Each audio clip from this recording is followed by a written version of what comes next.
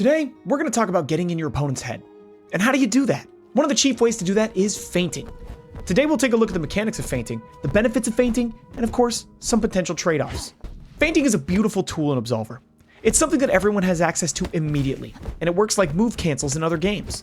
Feinting is the act of launching a move, but then in the initial frames of the move, you can press the block button.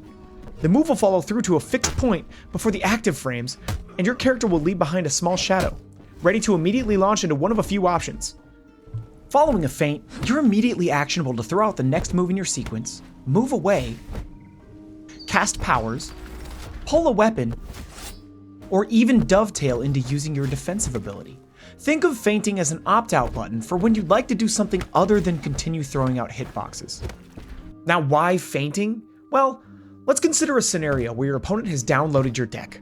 You wail and can't seem to get a hit in. Or worse, your opponent always seems to take pressure away from you, and stealing it back means fuck all because they know exactly what move is coming next. Enter feinting. In a situation where your opponent begins learning your deck and finding ways to counter it, your response in feinting is to bait them into doing something you can punish. Feinting a move your opponent expects to parry or avoid means they've committed to a defensive option thinking you are going to follow through. But because you feinted, you now have frames to punish them.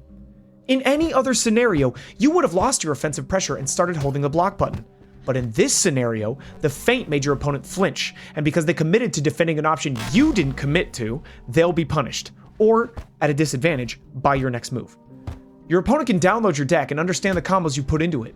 You can mitigate that to some extent with good mix-ups and deck building, but when those aren't enough, feinting becomes a remarkable way for you to artificially insert gaps in your pressure, making your enemy unsure about when you're going to feint and when you're going to let that move rock. Now, feinting all the time isn't always good. Feinting is useful, and it has its place, especially when your opponent respects you enough to reverse your pressure with their defensive. Feinting in that instance is a response to their defensive. There are, however, a few times where feinting will be more to your detriment than your benefit. You know the saying, too much of a good thing? This absolutely applies to feinting.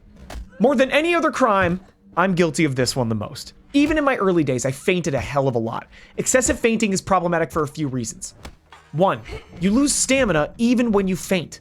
You don't lose the full amount that a move following through would cost, but it's enough that excessive feinting will drain you of all your stamina if you're not careful.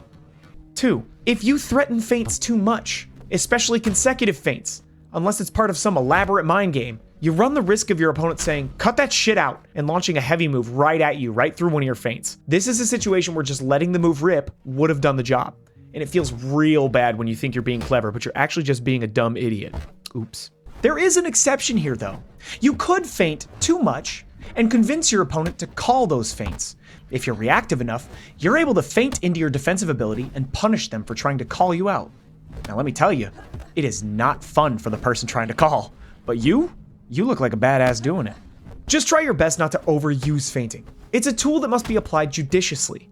Don't expect it to work every time, and don't be so discouraged or afraid that you don't try it. All things in moderation. To wrap up, feinting is, at least at higher levels of play, important.